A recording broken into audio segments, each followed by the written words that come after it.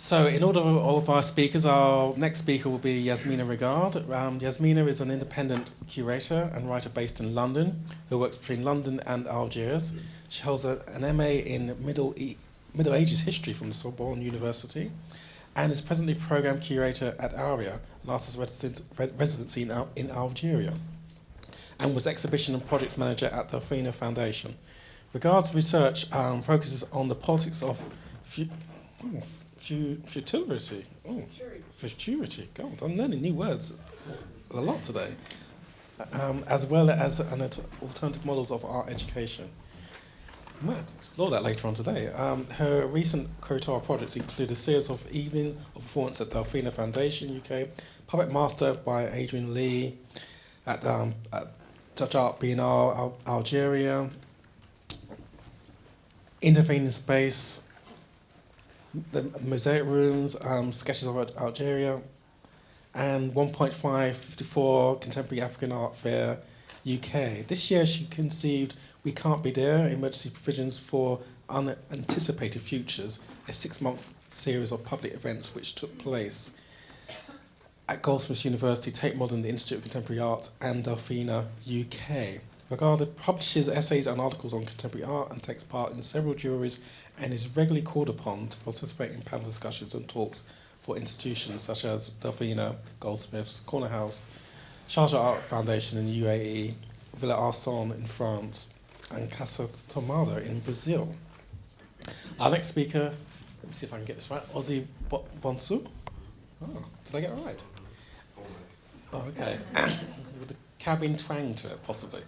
Is a British Ghanaian independent curator and writer based in London. His writing has been included in a number of museum and exhibition catalogues, including the 56th Venice Biennale exhibition and Milan Expo Art and Food at La Triennale di Milano. He is the founder and director of Crane and has developed a number of projects focused on international art, including Pagina 2, New Art from Africa and Latin America, Sacha Gallery 2015, and 1-54 Art Fair 2013-14. He advises private and non-for-profit art organisations and contributes to publications such as New African Art, NKA, Journal of Contemporary African Art, Roos Magazine, and Art Review, amongst others. Our third speaker is Melanie. Melanie Keane is, congratulations, currently director of INIVA, a visual arts organisation. One that I mentioned yesterday was first to collaborate and help support the Mirage initiative. So INIVA is a visual arts organisation that, through an exploration of the politics of race and global identities, creates exhibitions, publications, multimedia education and research projects. Prior to joining INIVA in September 2015, Melanie was a senior relationship manager at the Arts Council of England. Previously, Melanie was an independent curator and consultant. The curatorial projects include Figures of Speech for Film and Video Umbrella, Oscar Windsor, Mirror Image for INIVA, A Better Place with Erica Tan, and Melissa Bliss for the Bow Festival, 48 Hours with Jacqueline Donchet and Mary Evans. I'm losing my space here. Mary Evans and Ella. Oh, this continues on the page. I can't even find it. Yeah, I need that. I need that last page. Where's my last page on that one? Did you take it? Okay, I'm going to go towards your last bit. She has contributed to several publications, including Changing States, a unique anthology of essays and artworks celebrating 10 years of INIVA, as well as a monograph on Faisal Abdul Allah. She has co-wrote Recordings, which is actually a great book, a selective bibliography of contemporary African and Afro-Caribbean and Asian British art with Elizabeth Ward, which I think was recently made into a series of exhibitions at the University Arts London. So that leads me to... This is what happens when you don't put things in order, isn't it? Last but not least, where's Greg? Hey. Greg de Cuir Jr. was born and raised in Los Angeles, California. He lives and works in Belgrade, Serbia, as an independent writer, translator, and curator. Greg curated the film and video program Avant Noir and Avant Noir, Volume 2 for ICA. These two programs present alternative images of African cultures through progressive and experimental cinematic practices and also highlight artist of African descent. His talk today will deal with the aesthetics and politics of his curatorial intervention and the habeas corpus proposition that underwrites his efforts. And I would defy anybody who can give Greg a title of a film from the 1930s and 40s film noir era, and he will tell you, A, the nature of that film, and B, who were the first two stars of that film. If that's not the case, I'll give you a $5. So let's welcome our speakers, and Yasmina, the floor is yours.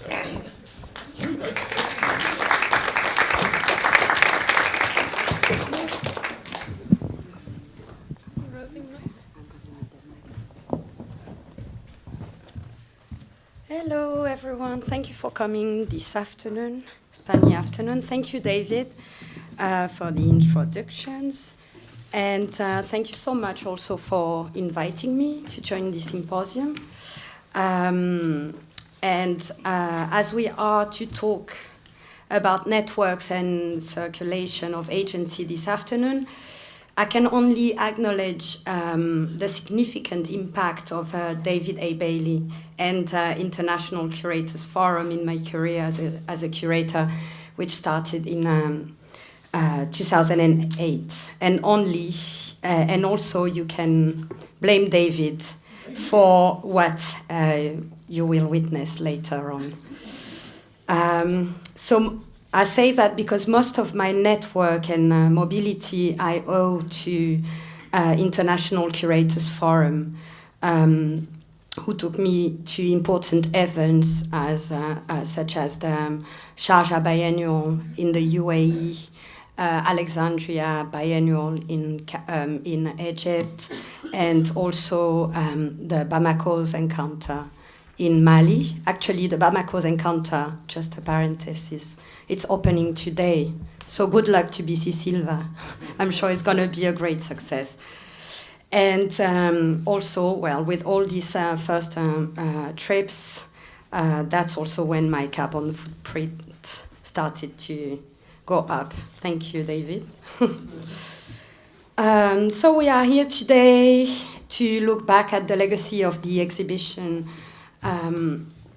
that David curated, Mirage, Enigmas of Race, Difference and Desire, which took place in 1995. In 1995, I wasn't living in the UK. I was living in France. And actually, I was. It was my a year preparing an exam to enter the university. I don't have much knowledge of the context of which this exhibition. What was the context of the exhibition here in the UK? Instead, what 95 means to me is, and what I thought about when I was invited. It was more about the beginning of the commercialization of the internet, and also its access to a greater number of people, first in the US, but after that around the world. And also, and even the Vatican actually got online on that year. And I'm not sure how much this is a coincidence, the internet, I mean, accessibility to the greater number, with the title of our panel this afternoon. But I was quite intrigued, actually, by the term techno-diaspora. I had never heard this word before, only related to music, actually, and precisely for this singer called Natasha Atlas, who's Belgian Moroccan. So I was very curious about it, and as long as I was speaking, I was supposed to speak about that. I started to research on this, and what I found very little. And later on, David told me that actually techno diaspora is more called digital diaspora. So I was misled. So what I found was very interesting, actually, going through a quick research online. I came across the synopsis of a paper titled The Sociocultural Impact of Indian Call Centers by Amanda Mitra. And so Amanda Mitra was studying the impact of the transfer of North American and Western Europe phone service operations to India and China.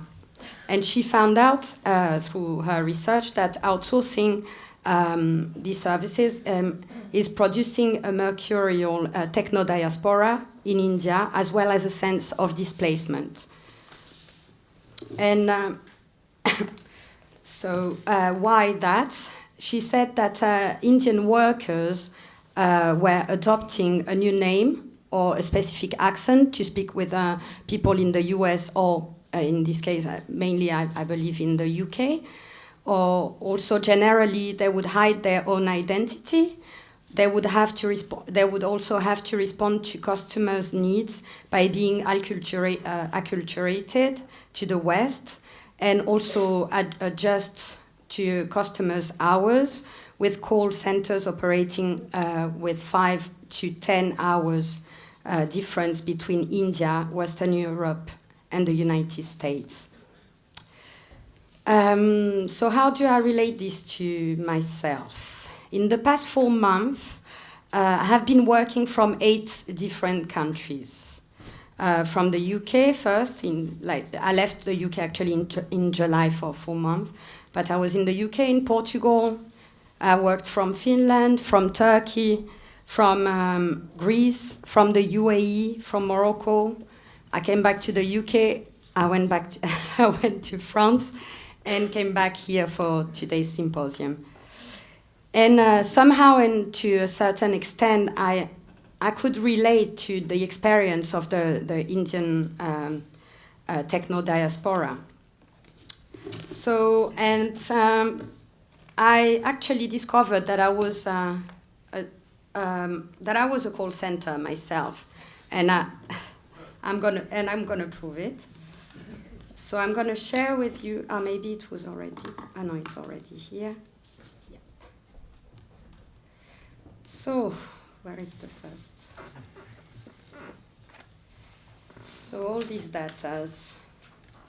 Okay, so I'm sharing with you all, it's 4 months worth of mobile phone and Skype roaming life and data, produced in the past 4 months then, and while working from abroad. I invite you to look, more at the places called and from where each time, so you can see the, how I was working from abroad and where I was calling and from where. I haven't decided not to include emails or text messages because it doesn't involve the body or the voice or the language, and that was intentional. So here you can see that I moved. I was in Finland for curatorial residency.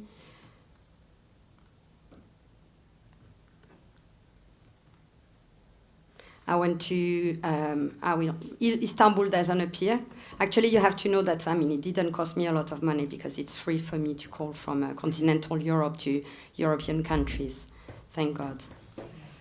So Istanbul appeared just once because I didn't use the phone there.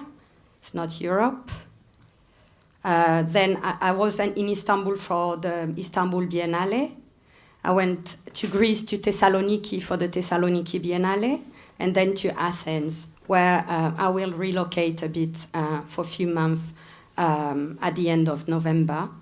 From Greece, I went to the UAE, to Dubai, for a research trip for a week. From the UAE, I traveled to Morocco, to Casablanca, to participate in a training for young curators. And then I came back to the UK for Freeze, and I went to France for FIAC. And I also put my Skype, all the Skype I did during, and they were with people from all around the world, artists from all around the world.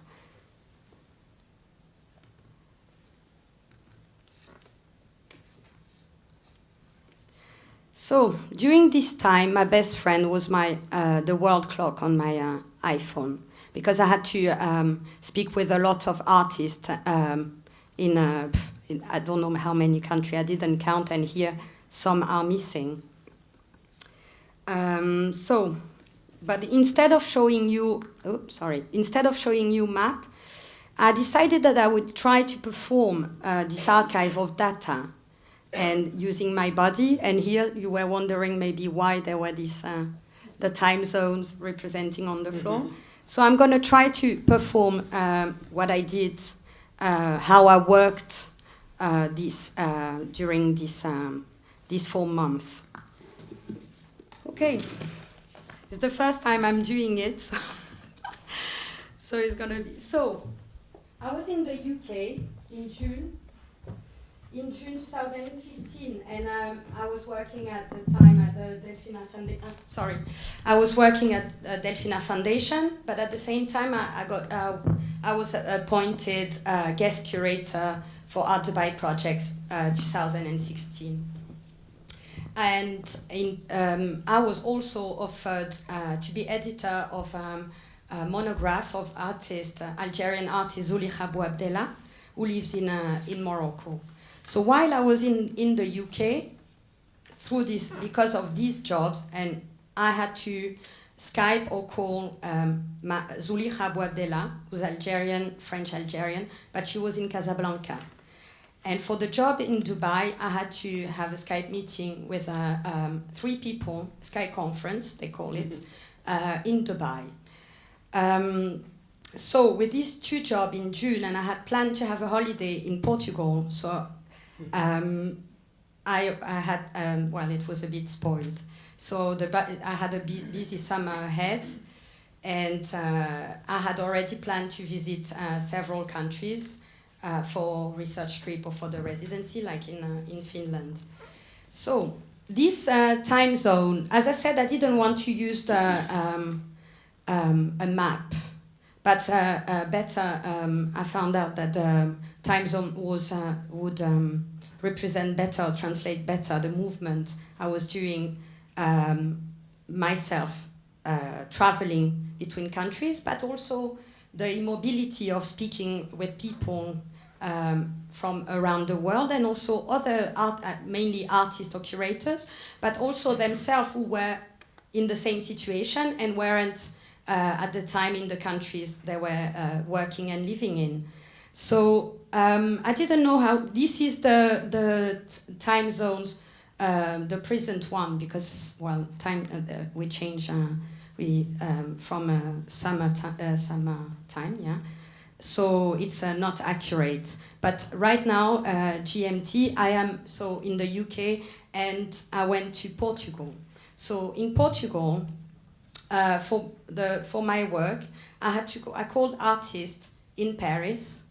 I called a colleague curator in Beirut, and an artist in the Netherlands who's actually Ecuadorian, but now lives in Amsterdam. And in this case, I was speaking Spanish. When I was calling France, I was speaking French, and when I was calling Beirut, this curator, I was speaking in French. Then from Portugal, I went to Finland, here. While in Finland, I was doing this residency, and I had to so start working on the Art Dubai project selection of artists. So for this, I called several artists in France. And actually, these artists were Moroccan and Tunisian, and I was speaking French. I also called the Netherlands, the same artist, Ecuadorian artist, who's I was speaking in Spanish. I called also the UK in English, and Portugal in Portuguese. Then I was also speaking with an artist in Cairo, here. And I was in Finland, and I was speaking in English, and a bit of French, because she speaks French as well. Then I was also working with artists from Cairo, but they were in the US at the time, coming back from a residency in Cali, Colombia. So I go back to Finland. And I also had Skype meeting with Aaron Cesar, the director of Delphina Foundation in the UK, at the same time as I was also with Dubai. So Skype conference. So the three of us on Skype with Antonia Carver from Art Dubai. And that was in English. Then I traveled to Turkey for the biennial. And there I was on the final selection of Art Dubai artists, the UAE artists. For this, I had to Skype with run Skype interviews with artists in the in the UAE, but also in Saudi Arabia, in Italy, and also in Portugal, in Portuguese. The rest was in English.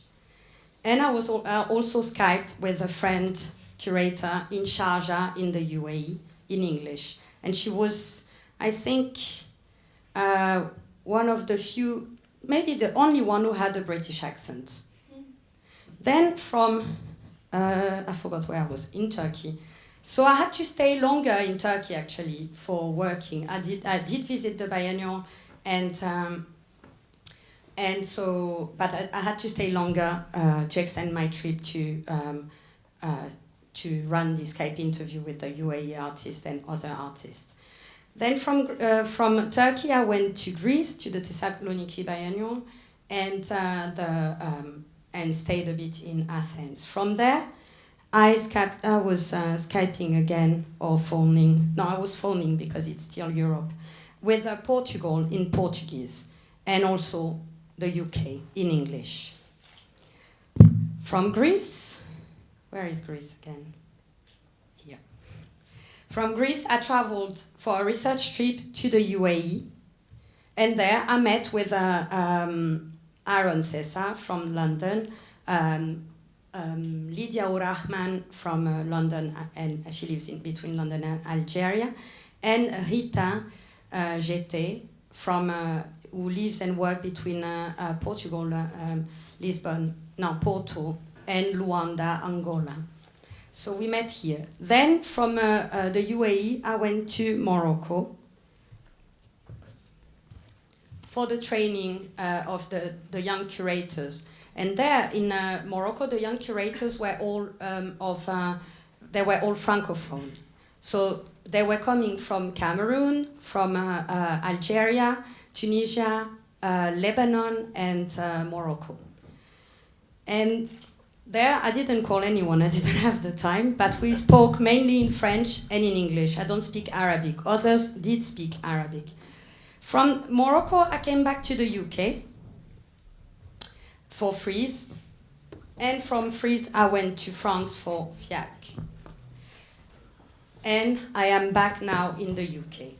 So what I was trying to do here, I mean, I thought that this kind of display not only show the idea of networks, creating networks, and also, but also I discovered new centers actually where I have met all my networks, which were Turkey because of the Istanbul Biennial, so it became a center for networking and meeting my colleagues. Actually, I met all my friends from London or from France, from everywhere in Turkey. London is a center, as we know. Morocco as well actually became a center. Casablanca, with this meeting of 15 young curators from North Africa and Cameroon, and France with the FIAC. So the question really, I'm still, I mean, I wanted to perform it here, and so we could see more the movement of the body, and also the question of speaking with people who are in other places and being stable, sitting in front of of a computer, but still the body is involved and the voice is involved, the language as well is involved. And this is, in a way, how I felt a sense of displacement, maybe probably similar to the Indian techno diaspora. So I was wondering if I was myself part of this techno diaspora. The other question I wanted to raise, and I was wondering how much the new developments in information and communication technology can offer opportunity of amplifying the visibility and the participation of art practitioners, and particularly those with reduced mobility. And I'm talking about those ones who need a visa to travel.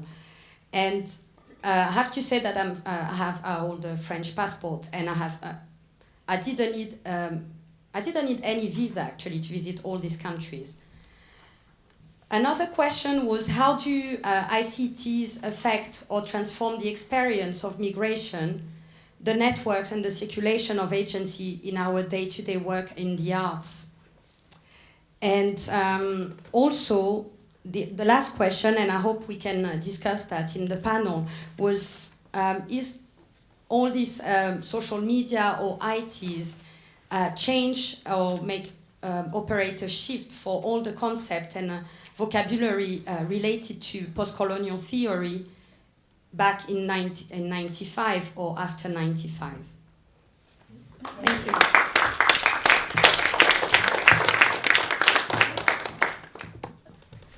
Can we dim the lights like it was for Lyle's presentation, only there's no music? Sorry. No Grace Jones. We were trying to think of what the British equivalent of a Grace Jones would be if one was to reminisce on those same moments, but in a British parallel. And I think Melanie said Soul to Soul, I said Sade. Maybe that shows on.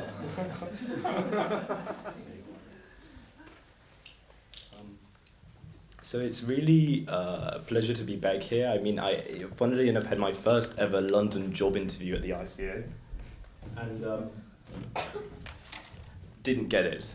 So the kind of the irony is that I hope this goes better than that day did. So I've set the bar incredibly low. But I mean, the task of today's presentation, I guess the brief that was sent to me sometime around the beginning of this month was to think about 3 different headings, and those headings were, I believe, I mean, there were 3 and it got reduced to 2, and I'm still trying to figure out which one went missing. The body, yeah. Right. Yeah. Well, that's not what I'm going to talk about, so it's fine. But the networks of circulation and agency in the techno-diaspora is also not really what I'm going to address, because around the time I was thinking about what would be the best way to think about a possible presentation or a meaningful presentation in the context of a revisitation of Mirage, I started to reflect really on my own biography. And I think for very specific reasons that at the time, like Yasmina, I was doing a lot of traveling and a lot of moving around and questioning to what extent London had... London, both my education in London, my education in Britain, my subjectivity as a Welsh Ghanaian had impacted on my art historical writing, which is my primary mode of communication. So I kind of first wanted to thank Astrid, Catherine, and David, the incredible David A. Bailey, for making this symposium possible, but also to give David a certain, a note, just as a memo, that I didn't in fact get to see Mirage, but I'm sure that, I mean, what that must have meant for young artists, practitioners of Black and other origin at the time practicing in the UK must have been extraordinary, irrespective of whether... I'm surprised actually at how few of those participants came to revisit this moment of a 20-year revisitation. It seems strange with all of those participants. I'm assuming they're not all deceased, that they're not here. So anyway, I started to think about a particular quote from Black Skin, White Masks that was significant to me and that it stood out for so many reasons. It's not a book that I refer to very often, but it's a book that's kind of stayed with me. It's part of my intellectual biography, as it is, I think, anyone who's kind of gone through a post-colonial program. You know, it's really great that the lights are off because I can see who's on their phones. So I see you. So the quote, and this is very serious, so all jokes aside. So this is from Fanon, this was written in 1952. Okay. I am a man, and what I have to recapture is the whole pest of the world. I am not responsible only for the slavery of those in Santo Domingo. Every time a man has contributed to the victory of the dignity of the spirit, every time a man has said no to an attempt to subjugate his fellows, I have felt solidarity with this act. In no way does my basic vocation have to be drawn from the past of peoples of colour. In no way do I feel that I have to dedicate myself to reviving some black civilization unjustly ignored. I will not make myself a man of any past. My black skin is not a repository of specific values. Haven't I got better things to do on this earth than avenge the blacks of the 17th century? And I mean, what is so compelling about that particular quote is that it shows how conflicted Fanon's own intellectual mission was, and the extent to which I think he was constantly negotiating between the text and the self, between the objectivity or the seemingly objective narrative of history and his own kind of subjectivity as a thinking intellectual. So to begin with, I wanted to say that I wasn't going to address Fanon or Mirage directly because they're things about which I don't feel I know enough to address, but to really take this opportunity to lean, rather not to take this opportunity to lean into 1995 as a historical moment, seemingly more meaningful and perhaps more urgent than the one we are currently living through. My ambition is to address history as a present tense, or rather an ongoing activity, as what's happening. I will endeavour to think historically in the present, or rather to think about the proximity of history as it persists within today's fractured and often indecipherable world. This, I should note, is not to refer to the political potentiality of nowness, urged by certain utopic illusions or by unrealised visions of a shared future, the kind we see asserting themselves in our everyday reality, so via social media and other forms of connectedness and networks and agencies that we've spoken about today. I will begin with something far more anecdotal, but I think less compelling than this idea, perhaps more sort of exigent, is this notion of addressing what might be at odds with the site specificity of cultural production or contemporary art, the contemporary art world as we know it, and yet what might also be out of kilter with the exactitude of race and its discourses as they prevail well into the 21st century. So, to begin with the anecdotal, for my history, whether I choose to acknowledge it or not, has brought me here today.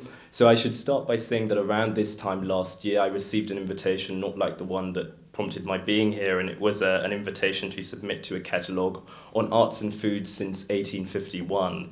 And what I'm going to read to you is just the sort of introduction email that was sent to all of the prospective contributors. So the exhibition, which would take place at between April the 1st and November 1st, April 9th and November 1st, 2015, would be put on at La Triennale di Milano in Milan. It would be called Arts and Foods, and it would examine the multiplicity of visual culture, sculptural, object-based and environmental languages that have revolved around food, nutrition and eating together ever since the Expo of 1851, so the Expo that took place at Crystal Palace in London, famously. And then the part that was addressed to me was this kind of strange final paragraph. So, in view of your profound knowledge on these issues, debatable, we would be greatly honoured if you would consider contributing an essay to this publication. Based on the preliminary overplan, it might concern food and colonial and post-colonial art and cultures. We are, of course, open to any discussion and suggestions that might have that you might have as an approach to the adopted text. So, I mean, it's extremely vague, but what it dawned on me, I mean, the text come from a curator who, for me, has been an incredible mentor and a kind of force in my own life, which is Germano Celantu, the curator of arts and food. And needless to say, I accepted with alacrity on those grounds that it was Germano's invitation and not just some random. But the kind of interesting thing is that I was enthralled by these possibilities of plundering the history of art and food as it related to cultural production over the more than a century. But really kind of felt that there was something quite perplexing about the notion that I would somehow be tasked with the task of making sense of what art, food in the post-colonial colonial/post-colonial context, how they might relate. So I was interested to see how these visions of art and food had manifested in the artistic imagination, but I wasn't sure how I was to approach them and whether I wanted to use the angle that had been set out for me, so to speak.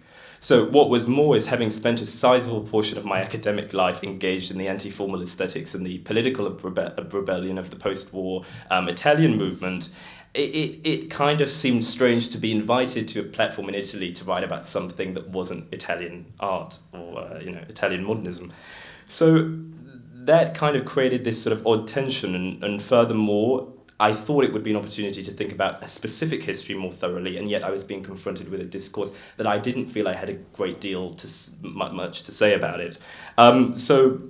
However, something felt out of joint. So I'm getting, back to the text, but perhaps this was a symptom of the looming deadline. It was an incredibly short turnaround, and the stark realization that one efforts to shed light on these epic themes would only ever be in vain. A well of doubt was beginning to form. Then came a thought that until then had never crossed my mind.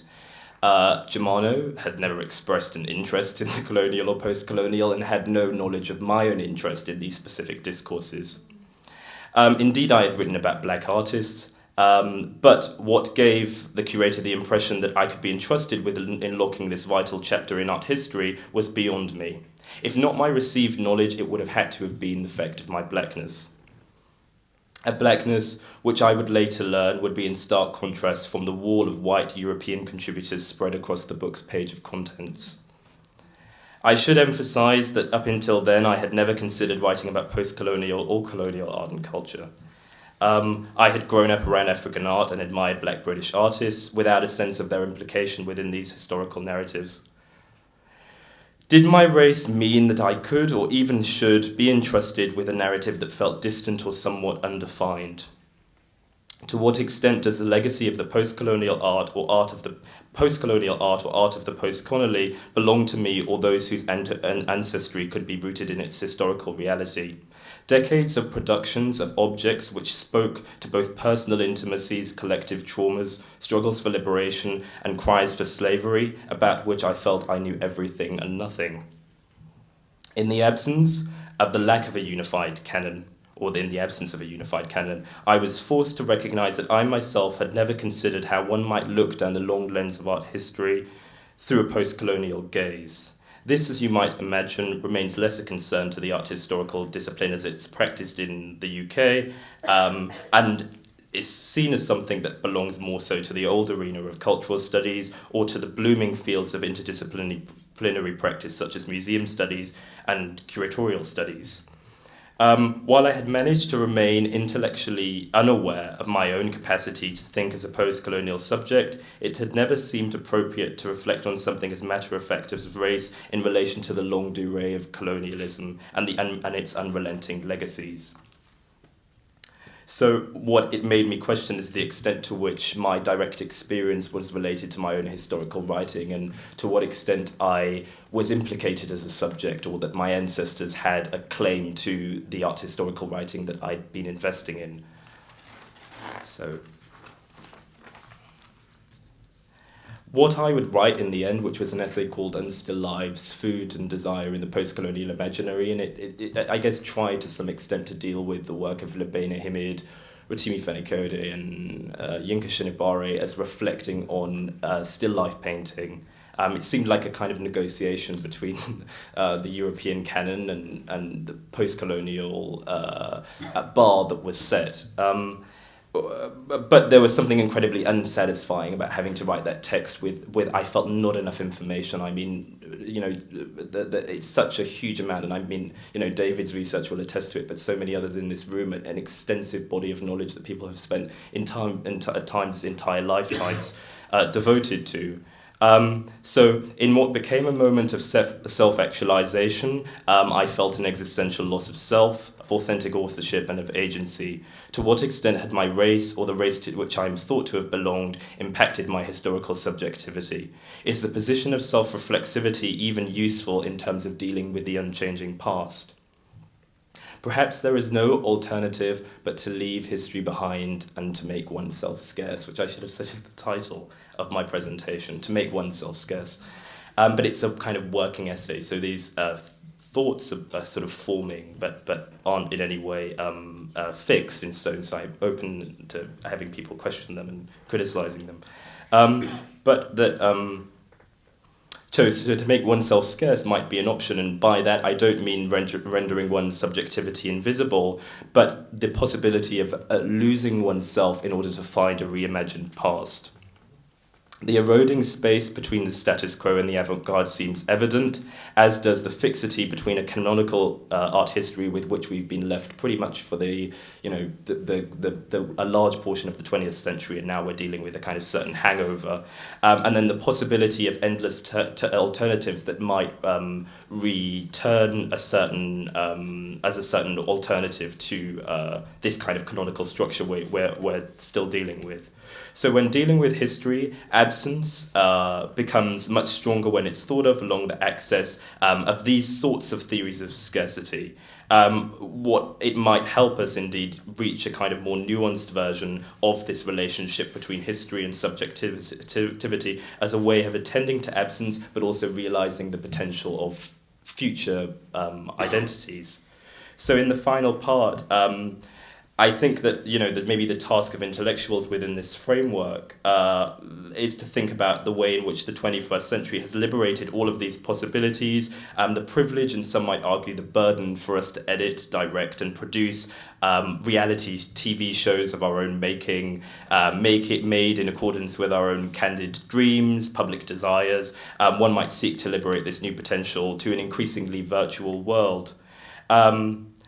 More than simply producing an endless void, and this is referring to the internet, out of which we might pull facts, images, and data to back up or make sense of our real lives, technology, much like history itself, might be the resource through which we might illuminate the scarcity of self in relation to history, superimposing our present selves onto our collective past in order to make better sense of the historical conditions through which we live.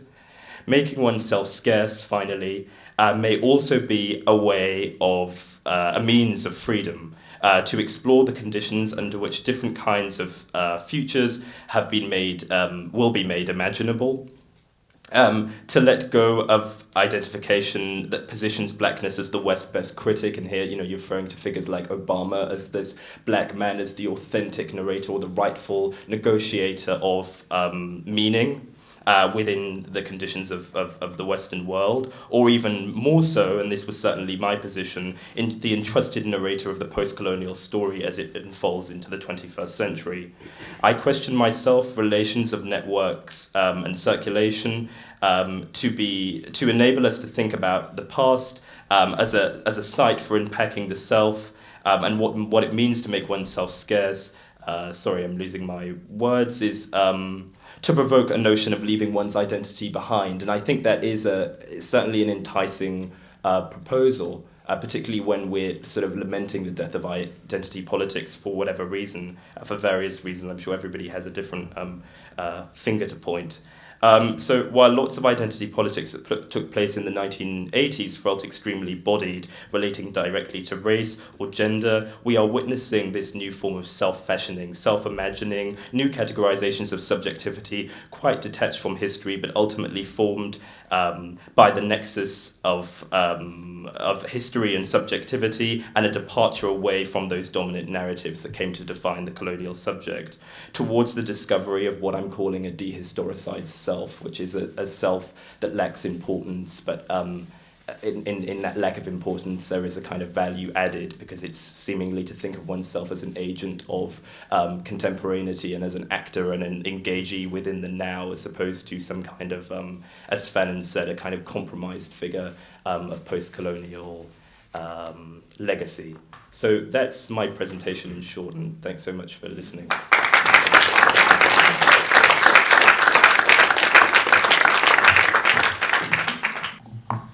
Okay, so thank you very much. Thank you to David and Catherine and Astrid and everybody that organized this. Thank you for having me. Thank you for all being here. You see the topic of my talk, habeas corpus ad subjiciendum. This is the theme of what I want to deal with today. So the translation of which being, you should have the body. And I will talk about bodies, that sort of missing link that disappeared from our panel discussion today, so I'm going to bring it back. This refers, of course, to a legal writ that demands disciplined and punished bodies should have their day in court. And this is also known as a great writ, or the great writ. And it implies a great ethical proposition. You should have the body, meaning that your moral well-being is at stake and you have a chance to correct a grave error, possibly. It also implies a great polemic, I think. You shall have the body, meaning the first step in a continuous action or program that may ultimately overturn the state of things. So the counselor that invokes this great writ challenges the hegemonic principles that structure society, and I think this is the very greatness of its potential. The second half of this medieval Latin phrase that we're dealing with right here, utilized in this legal discourse, ad subjiciendum, meaning subject to an analysis. So the body must be read. Perhaps this is a physical body, perhaps this is a body of work, but it must be decided where and how the body should exist. And I think this is one of the questions that Fanon was most concerned with when he was assessing the state of the colonial world. Now, before the body can be had, before it can be analyzed and either disciplined or liberated, of course, it must be seen. So this is a question of representation, which is also a political question. It's a question that can be adjudicated, I think, in the domain of the visual arts, but particularly the cinema. That's what I do, film and video. That's what I want to talk with you about today. The cinema which conjures these living images that have an indexical tie to reality. Now, Ralph Ellison wrote that the invisible man was so simply because people refused to see. Could it be that we refuse to see, even in the cinema? This can be an ideological and ethical block rather than a physical one. But I think habeas corpus counters this refusal, and it demands that people look and sort of acknowledge the other. So today what I want to do is talk about this body and how it relates to new alternative film and video practices within African cultures and the diasporas. But before I do that, I should actually preface this by saying that my specialty is Eastern European cinema. That's usually what I deal with. Histories, aesthetics, politics. But I've been developing a new program recently with a colleague that traces the history of the Black image in alternative film and video. And our working title for this program is Take This Hammer. So it's critical curating, I like to think. But last year here at ICA, and even this year, I embarked on an effort at propositional curating that was designed to sort of expose this invisible other, to have the body present in places that it doesn't normally visit. So I was responding to what I felt was a deficiency, what I'm sure a lot of you and my colleagues feel was a deficiency. So let me throw out another Fanon quote. He wrote that, "I can't go to a film without seeing myself. I wait for me." I love that. These bodies and questions that I wanted to deal with, of course, were Black bodies. Now, 20 years ago in this space, the exhibition Mirage was mounted as something of a critique of the invisibility of certain individuals, identities, bodies in the art world. At least that's what I assume. I wasn't there, but that's what it sounds like. 20 years later, I found myself confronted with a continued lack of representation in alternative film and video practices. That's both in front of and behind the camera, also in the curatorial role. So the cinematic avant-garde has exhibited a racial uniformity and a lack of inclusion throughout history, which is of course sort of ironic given its so-called committed and progressive stance. That's in terms of aesthetics and also in terms of politics. The surrealist group of France called this murderous humanitarianism, and I think they were right and onto something there. So my proposition was to simply wave away this mirage of uniformity and to present black bodies in alternative cinema circles, to make the invisible visible and to sort of transform this avant-garde into an avant-noir. Now, to curate means to be responsible for the care of souls. And that's much, much more important than to be responsible for the care of artworks. Curation is also a medium to sort of move between the body and the soul, to move the body and the soul. And if so, we can probably call that habeas spiritus. Cinema is the ideal form of expression for such a writ. I'm going to quote the Russian Soviet cineast Vsevolod Pudovkin, who noted that cinema is the greatest teacher because it doesn't just teach through the mind, it teaches through the whole body, throughout the whole body. This is a haptic pedagogy that's exercised by the film and video artists that I wanted to assemble in this program. And I think they utilize the body in a variety of ways to analyze the desire to see, the need to see, and the responsibility that's attached to these visions. So what I want to do is discuss some of these artists and works that I included in the program, just to get a little bit more specific, and also to talk about some of these really interesting pieces that they've made. So my first example is not that. There it is. This is a film called Reckless Eyeballing. And it was made by Christopher Harris in 2004. It's an archival piece that mobilizes footage of D.W. Griffith's Birth of a Nation, Pam Grier in the blaxploitation era, and images of revolutionary black activists. Those same activists at that time that were probably dealing a lot with Fanon and influenced by him and trying to sort of enact some of his principles and his theories. So the eyeball of the title in this film conjures the body in of course, an immediate way, but I think it also calls forth the politics of visual pleasure in cinema, as accounted for by people like Laura Mulvey, who we talked about yesterday in her canonical essay. So of course, when we talk about Mulvey, she wrote from a feminist perspective, and she was concerned with power relations on the screen, behind the screen, but also between the screen and the audience. She was also primarily concerned with narrative cinema as the dominant form of the medium, but notably she wasn't so concerned with the racial politics of visual pleasure, or maybe not concerned enough. Now what Harris does that's interesting is he conducts this experiment on narrative cinema, editing his film in a manner that sort of induces Pam Grier to gaze across generations, across films, across spaces at her male counterparts in these other segments. And her gaze, I think, here is both empowering and accusatory. So she analyzes these actors in blackface in Griffith's reactionary epic, and also she's analyzing these representatives of the Black Power movement who are seated at a table, I might note, with no women present. So perhaps Grier finds a farce in both. It's fitting that Harris offers this great writ of habeas corpus to Grier specifically because she's an actress who was so often objectified and fetishized because of the uncommon beauty of her body. So this is one great ironic reversal that we should really exemplify and keep in mind with these other examples. Her reckless eyeballing usurps the male gaze, and it refracts any visual pleasure into sort of an indictment. Now, there's one other significance to this term, reckless eyeballing, which links to the era of Griffith's film. This is a term that was used in the Old South to refer to the act of a black man gazing at a white woman's body. Now, in the antebellum South, and honestly even as recently as the 20th century, that was an offense that no great writ could liberate any black body from. The punishment was a show trial by a jury of unfit peers, which resulted in a torturous death.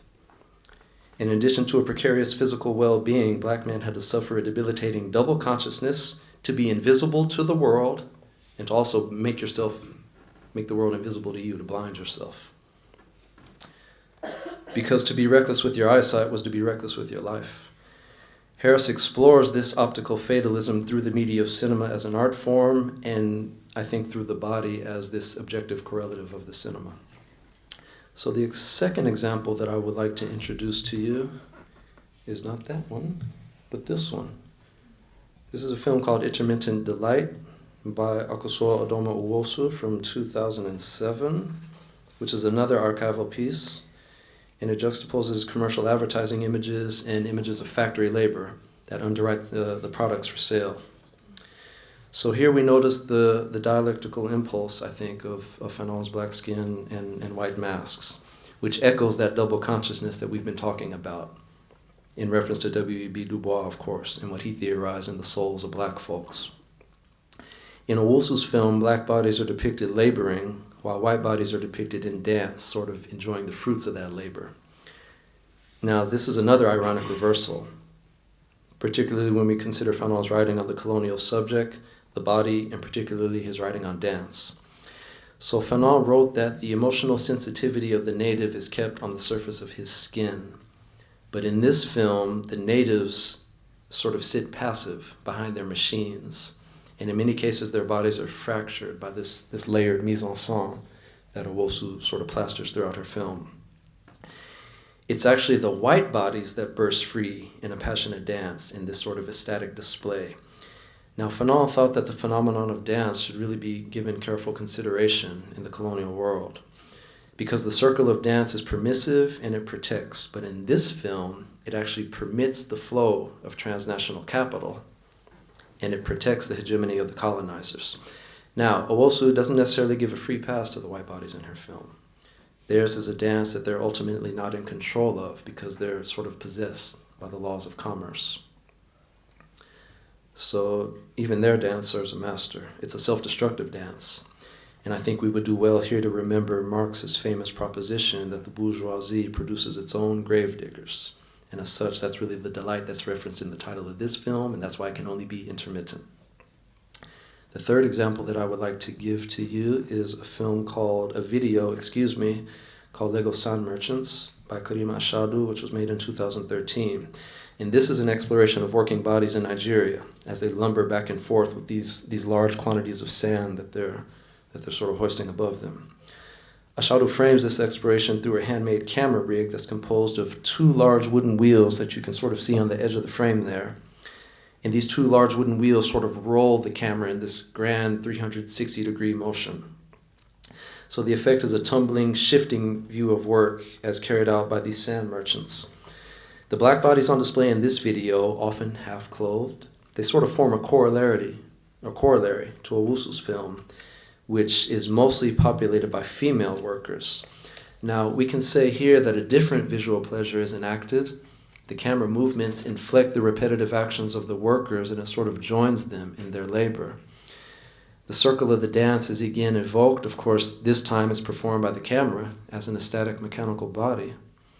The video directly corresponds, I think, to an important statement made by the theorist Bill Nichols when he was talking about nonfiction cinema.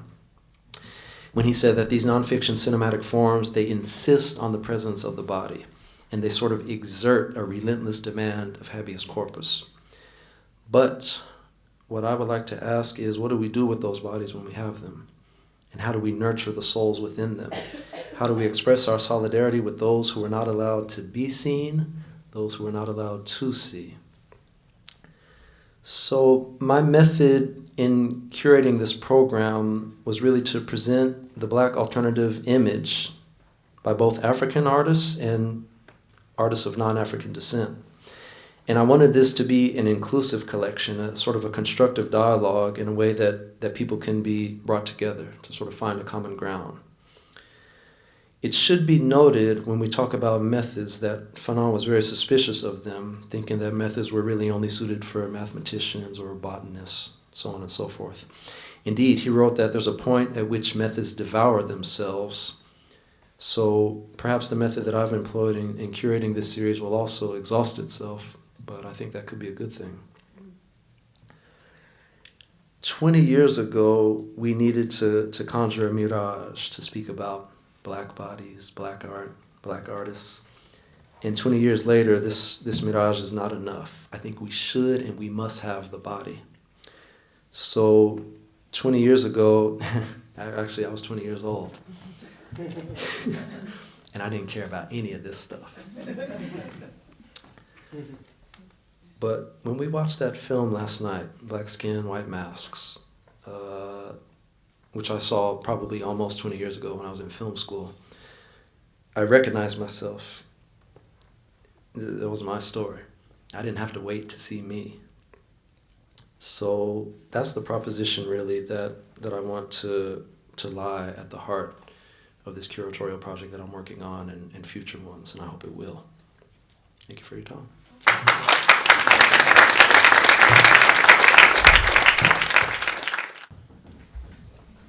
Good afternoon, everyone. I'm glad you're hanging on in there. I think to go last can be both a blessing and a curse.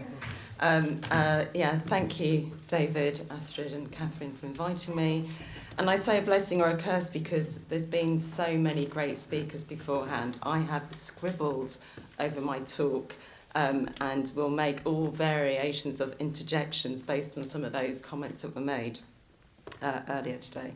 So I'm going to sort of sidestep the question, which was in the kind of paragraph to the introduction of this session, which was about what a new contemporary internationalism might look like, because it's the sort of thing that actually keeps me awake at night in my new role. And so I'm going to focus more on... sorry, can I close this? Because I want to do a different slideshow. Yeah, that's fine, thanks.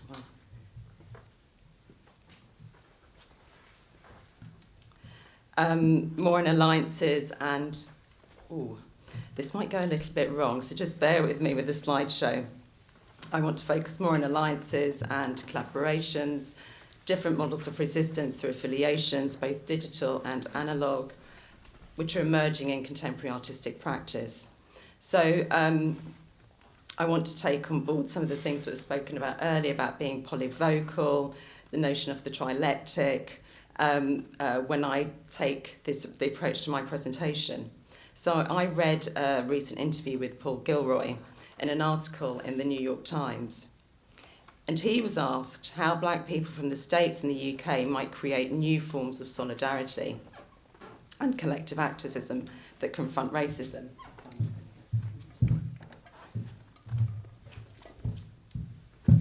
And he said, and I quote, "Solidarity is an altogether trickier thing.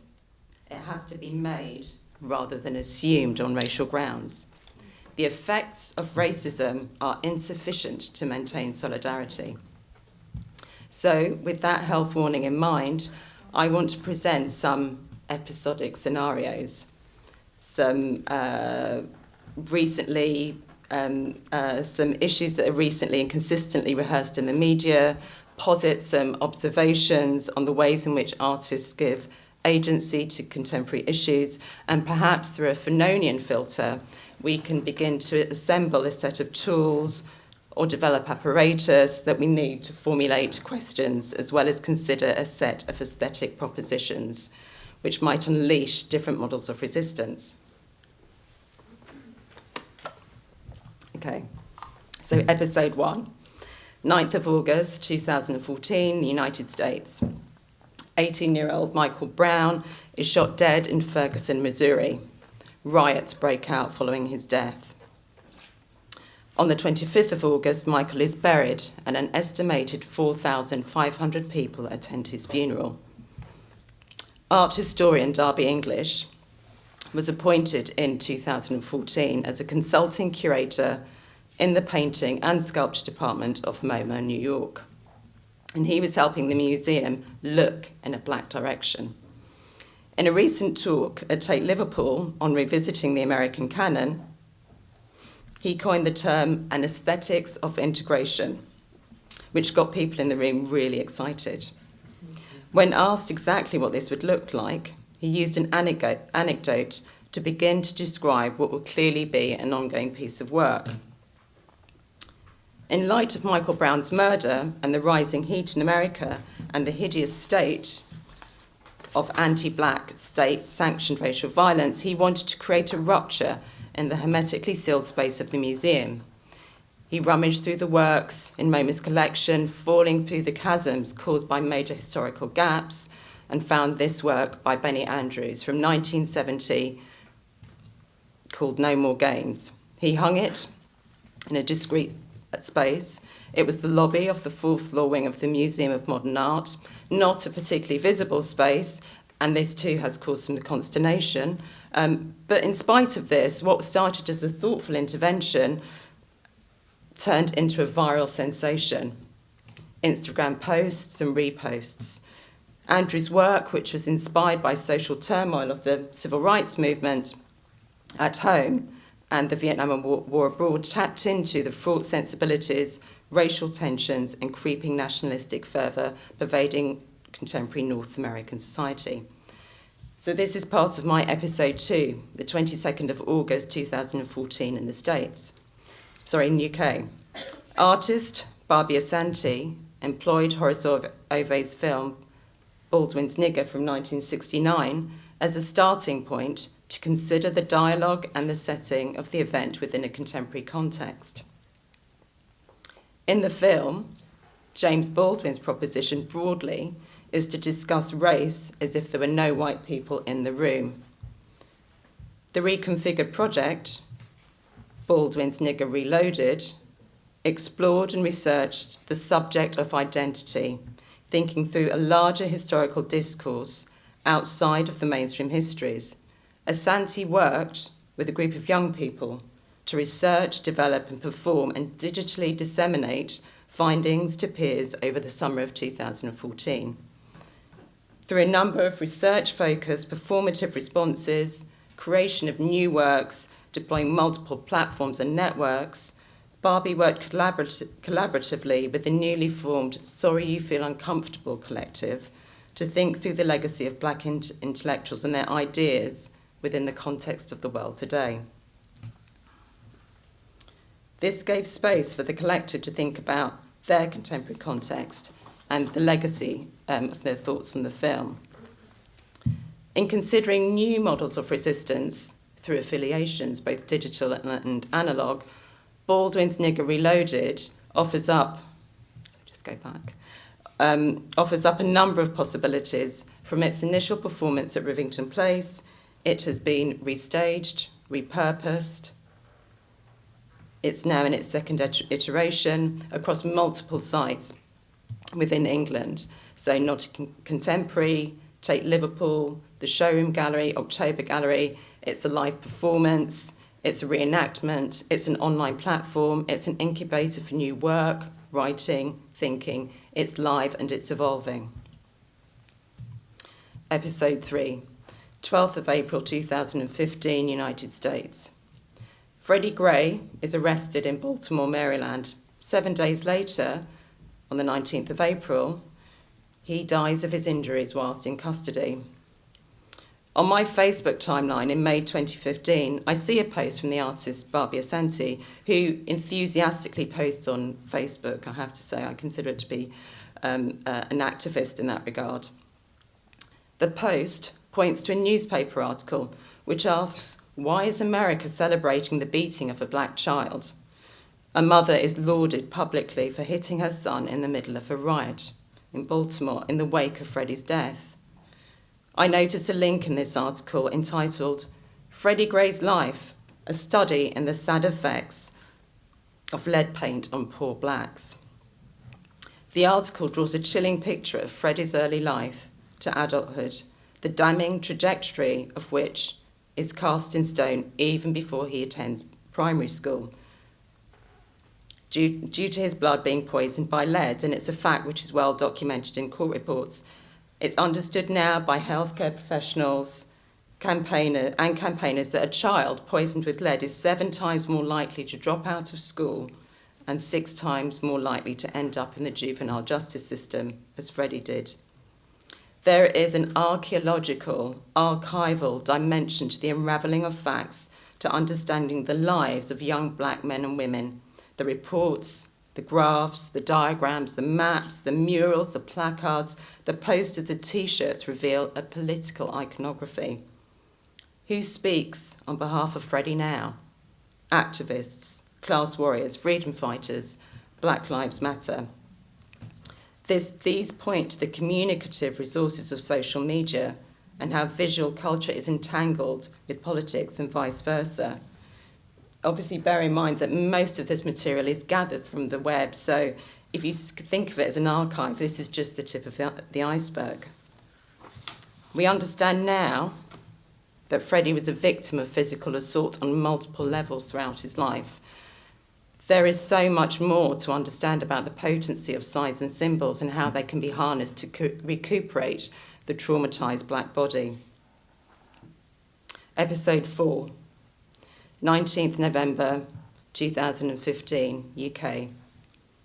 In August 2015, a Sudanese man, Abdul Rahman Haroun, aged 40, made the perilous journey through the Channel Tunnel from Calais, where trains can travel up to 100 miles per hour. He was the first person ever to reach Britain on foot via the 31-mile tunnel. On arriving in Folkestone, he was arrested and charged under the Malicious Damage Act of 1861. The depths of human sorrow, the capacity for survival endurance is incomprehensible. 13 people have died trying since June. This is a still from a work in progress by an artist called Alia Syed. She's attempted to reenact Mr. Haroun's journey, traversing the length of the Rotherhithe Tunnel in London, filming her every step and jagged breath. Her film will form part of a discrete intervention at INIVA Stuart Hall Library in November. Using her first-person perspective, I feel that she's also attempting to create a psychic affiliation with Mr. Haroun and his cause, and act as a witness to him literally in court in a way that no court stenographer, blogger or journalist can do. Alia's work responds to John Berger and Jean Moe's book, The Seventh Man, to examine the hopes and fears that are driving the movements of current migrants and refugees. Her work is part of a larger project, which is led by sociologist Nirmal Purwar, focusing on the ways in which dreams, hopes, and aspirations are enfolded into the experiences of migration and exile, specifically the disjuncture between the dreams and the nightmarish realities.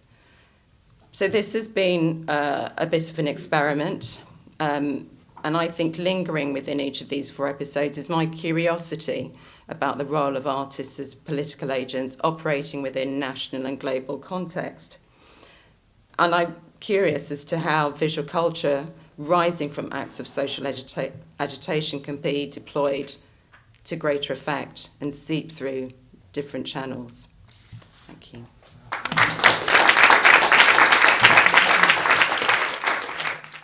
If you thought it couldn't get any better this morning, well, I think it actually did this afternoon. You just kind of like up that game. So again, lots to discuss, but also lots of questions kind of raised, and really to get a sense of, I suppose, a question to kind of think about all of you to respond to before we go into kind of an audience Q&A. I'm quite interested in. I'm going to start with Greg, but before I start with Greg, let me just kind of think about a recap. So, again, Yasmina, great. I love the idea of actually following on from Lyle's archive, your Skype archive. I thought was brilliant, and also. Yeah, the curatorial time zones, and your performance within that is very much, if anybody who's travelled at that level, who's done the kind of Biennale circuit, would be very familiar with that. But also, I like the way in which you kind of personalise that with yourself in the body in relation to that. But before I go there, you lot were like so punk today, so Fanon punk, like, we're not going to do this, we're going to do that. I'm going to that's like so punk Fanon, that's just untrue. If there's such a phrase, or I've just invented the phrase. I love, Osei, the idea that somehow working through some of Fanon's ideas, but also using his question of like belongingness and also identification to talk about your own kind of scenarios. And particularly within that kind of notion that you describe, the post-colonial kind of canon and gaze, and also raising questions within that. I like the idea of like making one scarce, that question that came out of that. Great. The habeas corpus. Love the idea, but I love the idea about bringing back the body. But also, I love the idea in which almost bringing back the body with a kind of post-Harlem Renaissance sensibility, i.e., love the idea you're bringing back in Du Bois' double consciousness, a post kind of like Richard Wright, Invisible Man, and thinking about how important it is for the body not to be seen, but to be read. And I think there's lots there to think about in relation to that.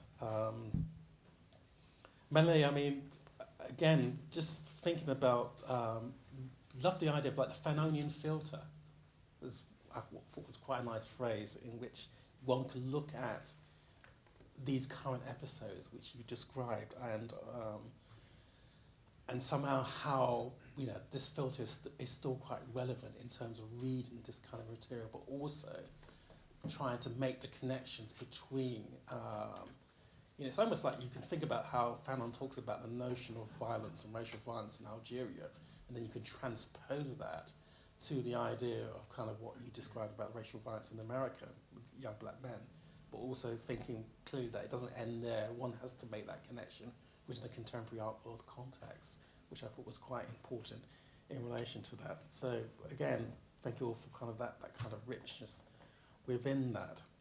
I suppose my question would be around the question that's always around in cinema, which is why I wanted to kind of not begin with Greg, but to kind of take my cue from Greg. And I think the French phrase is mise en scène, the idea of the direction of the scene. And it's quite clear that in Black Skins, White Masks, Fanon describes his personal mise en scène within all these different scenarios, and then tries to somehow draw parallels or make a connection with these personally, nationally, and transnationally.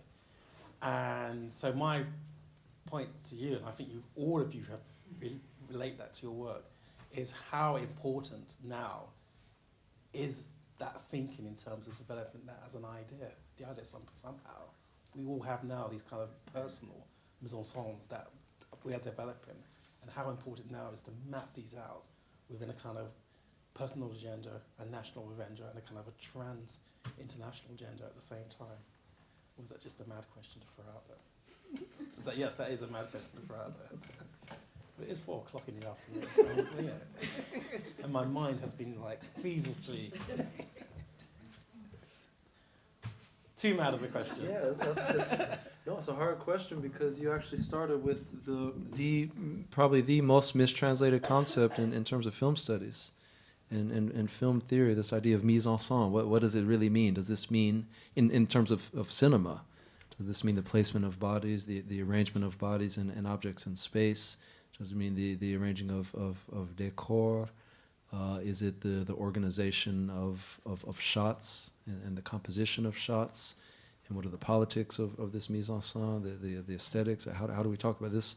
You actually raised probably the most difficult question.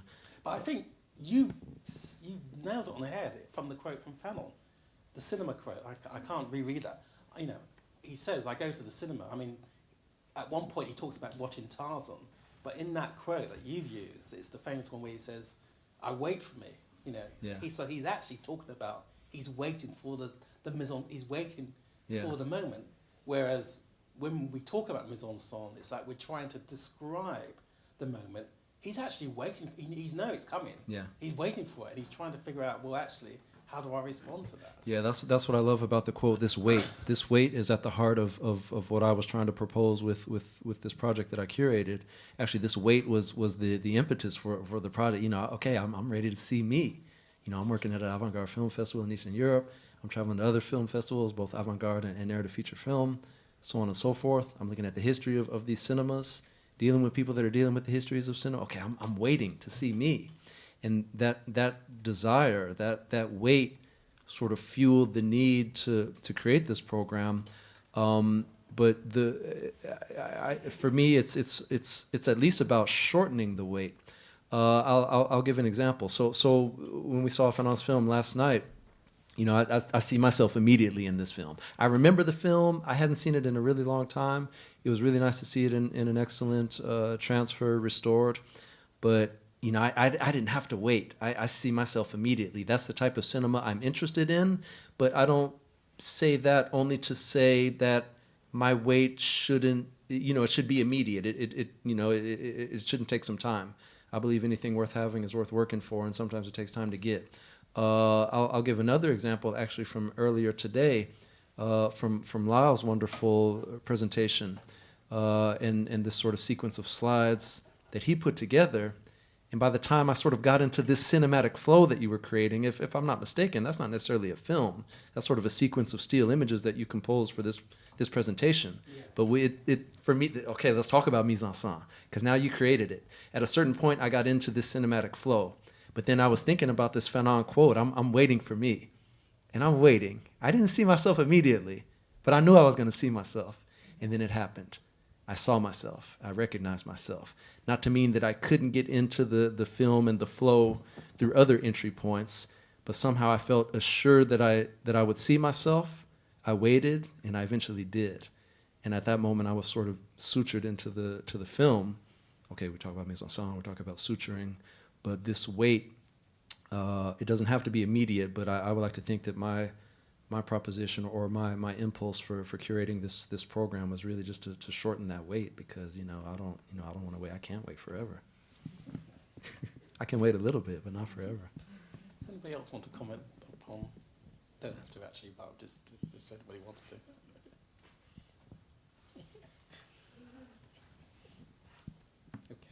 Okay, that was a tough one, wasn't it? Okay, I'm going to go towards the audience. Any questions from the audience at all? Lyle. Oh, I just have a brief comment. It's really wonderful hearing all the presentations. I had a question for Yasmina. Was that your first performance, you said, or first time performing this? It's the first time performing this. Okay, no, I really appreciate it. One question it raised for me: where does the idea of pleasure in travel? Because your performance evoked a well-known art piece by Sanamo Kogetto called Long Distance Lover, which is prior. We showed it in Manila a few years ago. I think it was actually initially created at the Student Museum in Harlem, where she actually very similarly documented a relationship, let's say, with a lover over several continents. And I'm wondering, with these several time zones that you're occupying, where does the realm of pleasure, desire fit into the particular, in a way, play out? Because I found that I was longing for that, or reverie, or dreams, or the watering hole, the bar. I'm wondering, how does that fit into this particular narrative that you perform for us? I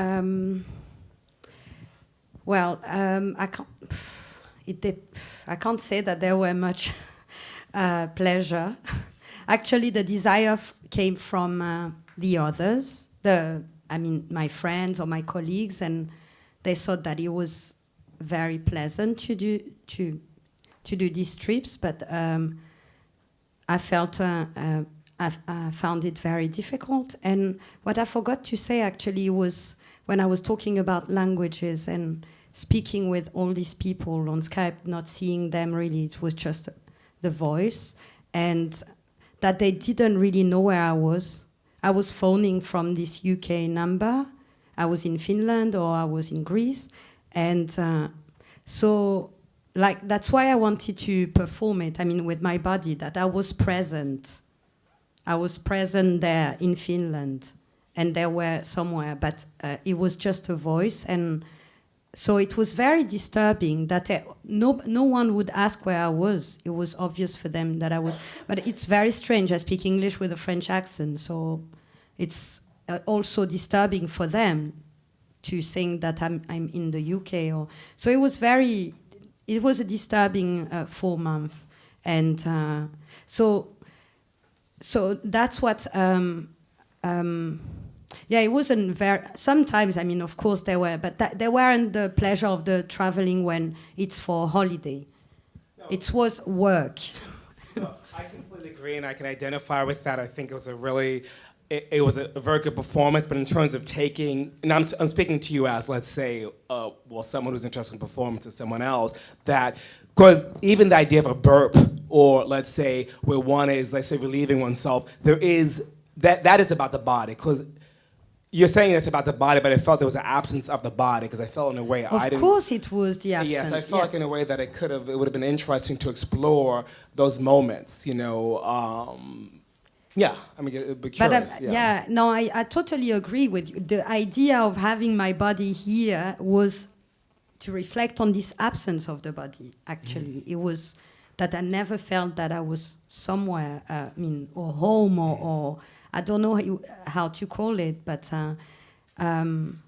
that's why also I was thinking about all these concepts of places, mapping, cartography, displacement, or the body in regard to post-colonial theory. And it was the first time for me that I made this relation. I had never before. But it was also interesting because usually people think of me that I would make this relation according to my background. But it wasn't at all related to my Algerian background, but it was more related to the absence or the presence of the body. So we back to the mise en scène. Thank you. Yes. George, did you want to say something? Revised what I wanted to say to begin with. Just make just two small comments. One is the waiting, and I'm thinking with through Miles Davis. I waited for you. I'm always waiting. I'm always waiting for an invitation. I'm waiting for the dinner party to occur. I'm waiting. And that waiting is to do with not the body not being really there. It always feels like someone else's story. Maybe that's something to do with Europe. So it's a question in that way, the staging of the event. Travel, pleasure. I wonder, if I'm cruising, if I receive a phone call, I don't think I'm going to tell anybody, where are you? I'm cruising. And maybe that's the thing about curation. Not curatoriality is the side of production of knowledge, which interests me, but that the cruising that takes place in the airports and the different hotels and so on. So it seems to me, with my kind of scopophilic fantasies following Fanon, the question is not waiting to see yourself in the moment is what is at stake, seems to me. So like you, Greg, I quarrel with mise en scène, but for different reasons. For me, I'm interested in the arrangement of the moment, the staging of the event, the rehearsal of a jazz piece, not the performance at the end of the day. So I come to it in that way. Yeah. It's a better way of answering. That's a better way of saying my question, actually. The actual staging, rather than mise en scène, is part of that. It's about the staging and being part of that stage and being part of that drama. And a lot of what Fanon talks about is about being part of a drama. He talks about and being part of that stage drama, which I felt came a lot out of your presentations, particularly Melanie, when you just described how the staging of all these kind of black men being killed and the relationship between that. Definitely, also when you were talking about the relationship about being commissioned to write something, about being staged, about doing something else and having to step back from that drama and think through what that means. And obviously, Yasmina, your piece about staging yourself through these different time zones as well. So yeah, let's just put the mise en scène to one stage and bring it back to kind of a notion of staging in relation to that. Any more questions? Back. Is that the man with the cute dog? Yes. Thank you. Before I begin, I just want to thank everybody, all 8 of you today. It was an absolute pleasure, each and every one of the papers. I really enjoyed all of them. I guess my question is geared more towards the body and probably will overlap because I'm trying to frame it in my head before I speak it. And this morning we saw, I think it was Yvonne's image of the young black woman with their mouth gagged and almost muzzled in an animal-like fashion.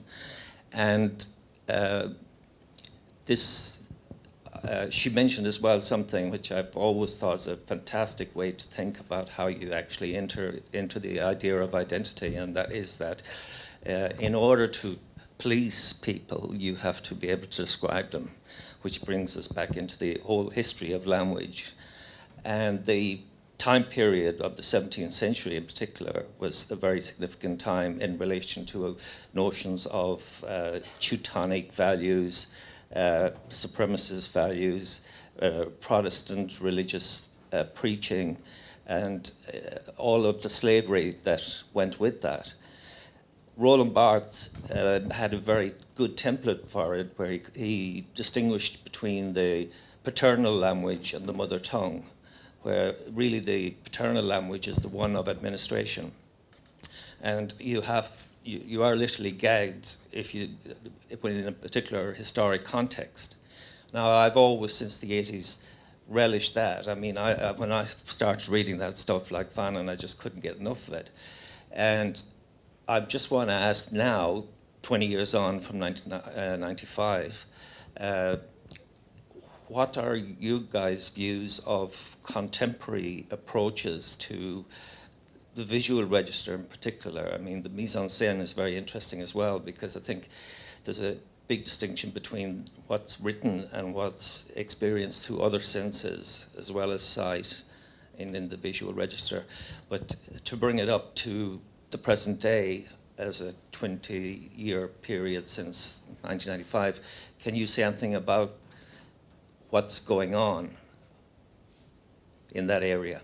Maybe you don't agree with what I'm talking about, but that's a particular template that I really like within the language framework myself, in my own practice and my own research.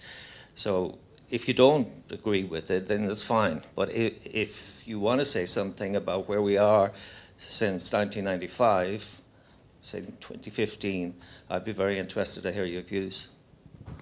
So, is that where we are epistemologically, where we are? Yeah. Because you're talking about kind of. Yeah, it could be as big as that, but I mean. Where we are, I'm trying to get a sense of the question. Sorry, yeah. I guess I'm thinking about colonialism and post-colonialism and the whole thing about language, and we say the paternal language, as Bart put it, with here we are today, as we have been virtually all our lives, using that same tongue to describe what our difference is, without actually putting the spotlight on a particular period in history, nearly 200 years, when that language was actually used deliberately as a tool to control the difference that separated people under colonialism. And it's now with media, with the 21st century, we're in the soup. We're all comfortable here talking about it, but just to draw attention to the period of time where that actually took place, that gagging, that silencing of the subjective experience and all of the meanings and knowledge that went with that, that wasn't allowed to be spoken, and you just had to shut up and do what you were told.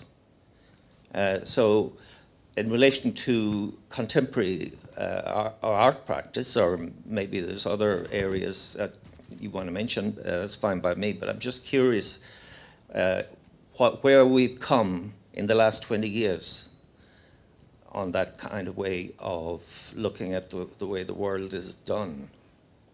Who wants to take that one?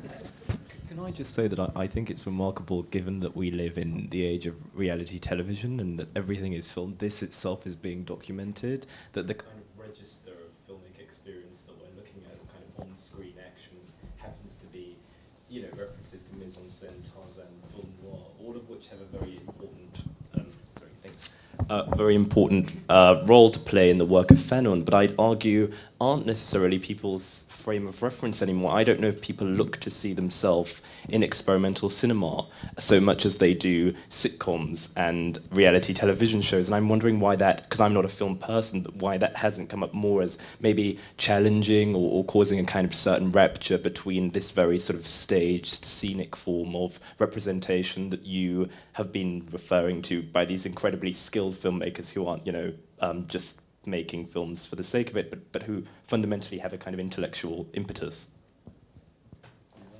That's actually a really good point. In terms of where people are looking for themselves, I think we have to talk about different audiences. And obviously when we talk about avant-garde and alternative forms of film and video, we're talking about 30 people. We're not talking about 30 million people that are looking for themselves either on Twitter or on reality television. So yeah, we have to talk about audience, language, who this speech, cinematic speech or written speech, spoken speech, whatever we want to call it, who this language is addressed to. Yeah, who is the audience? Who are these great artists making these films for? Is it just for those of us in this room who care and who want to be here and who keep these things to heart and talk about them? Is it for a wider audience? Obviously, most artists, artists in the room, correct me if I'm wrong, you want as often as wide an audience as possible for your work, or at least the chance to touch as many people as you can. These are important questions, yeah. What is this speech that we're dealing with, and who has access to it? Now we're talking about politics, now we're talking about access. These are all things that we dealt with today. Who has access to it? Who can have access to it? It's a question of outreach. Do we need to get it out there more? If so, how? We want to bring the bodies onto the screen, but how do we bring the bodies into the cinema also, or wherever it may be? Yeah, these are terribly important political questions and questions of this right to representation, this right to see, this ability to see. Like I was saying, it's, for me, 20 years ago when you were doing this exhibit, these aren't questions that I was thinking about, that questions that I was even interested in. But obviously with time, depending on where life takes you or what you do, it becomes a little bit more relevant. But yeah, this what we're doing here, what's being videotaped and recorded, or how do we get this out, and how do we let that have an impact? How do we sort of reach out and touch? That's a really important question. It is. I think that's a question for you because of my presentation.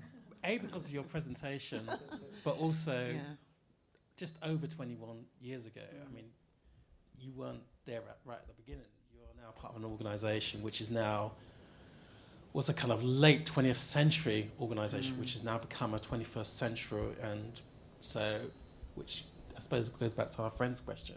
What would be your thinking now in terms of the trajectory of that of INIVA in relation to what? Yeah.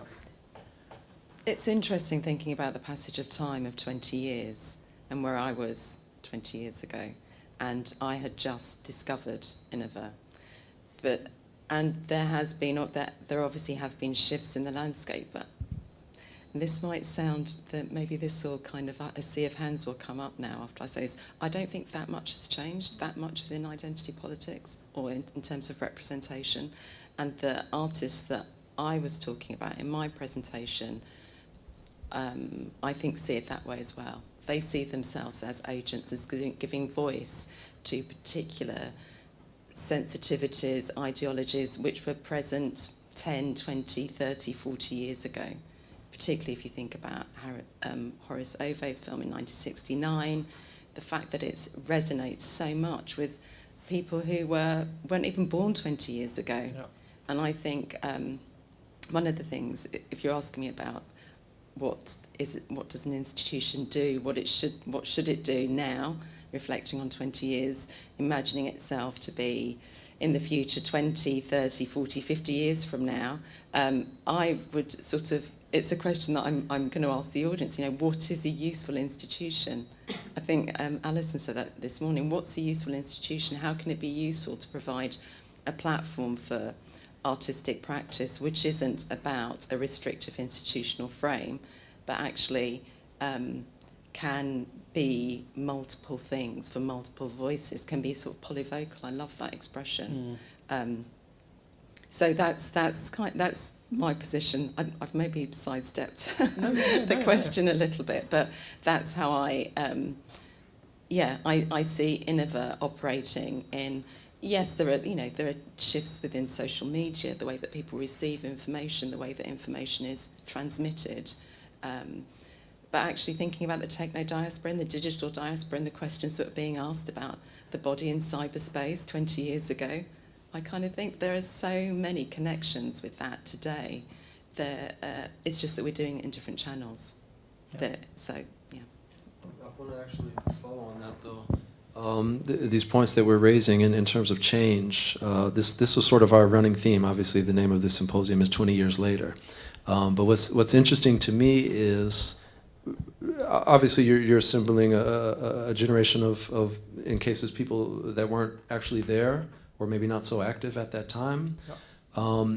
But Fanon is interesting in this sense of what I've noticed. Almost everyone, I would even include myself, that presented today, even yourself yesterday, sort of prefaced things by saying, well, yeah, I like Fanon, but I'm not really an expert on Fanon.